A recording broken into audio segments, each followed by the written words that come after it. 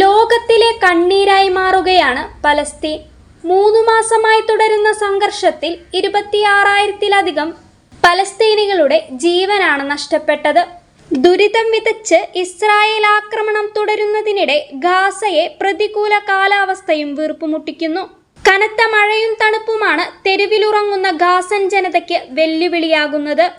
ഗാസയിൽ ഇനി സുരക്ഷിത ഇടമില്ലെന്നാണ് UN ഏജൻസിയായ യൂനിസെഫ് വെളിപ്പെടുത്തിയത്. വടക്കൻ ഗാസയിലും തെക്കൻ ഗാസയിലും ഒരുപോലെ ആയുധങ്ങൾ വർഷിച്ച ഇസ്രായേൽ സേന ഗാസയെ പൂർണ്ണമായും തകർത്തെറിഞ്ഞിരിക്കുന്നു.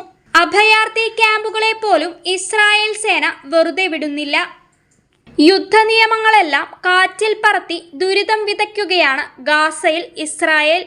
ഗാസയിൽ ഇസ്രായേൽ നടത്തുന്നത് വംശഹത്യയാണെന്നാണ് ഖത്തർ കുറ്റപ്പെടുത്തിയത്. ആക്രമണത്തെ സ്വയം പ്രതിരോധമെന്നു പറഞ്ഞ് ന്യായീകരിക്കാനാവില്ല.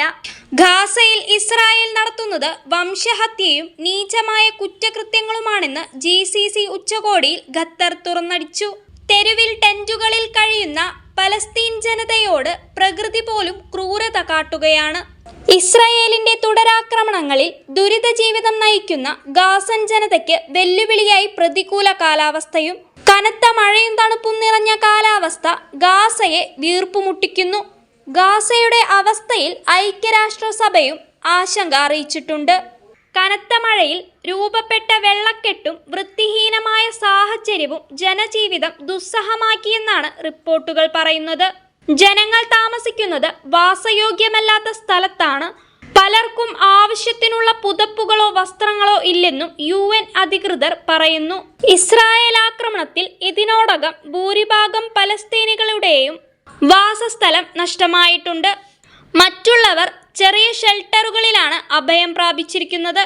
മോശം കാലാവസ്ഥ, രോഗങ്ങൾ, ഭക്ഷണം, വെള്ളം, മരുന്ന് എന്നിവയുടെ കുറവ് എന്നിവയെല്ലാം ഈ ഷെൽട്ടറുകളിൽ താമസിക്കുന്നവരുടെ ജീവിതം ദുരിതത്തിലാക്കിയിട്ടുണ്ട്. അതേസമയം ഖാൻ യൂനൂസിൽ നിന്ന് വിട്ടുപോകാൻ ഇസ്രായേൽ സേന പലസ്തീനികളോട് ആവശ്യപ്പെട്ടിരിക്കുകയാണ്. ഖാൻ യൂനൂസിന്റെ പടിഞ്ഞാറ് ഭാഗത്ത് താമസിക്കുന്നവരോട് തെക്കൻ ഗാസ മുനമ്പിലെ അൽ-മവാസി പ്രദേശത്തേക്ക് പോകാനാണ് സൈന്യം ആവശ്യപ്പെട്ടിരിക്കുന്നത്.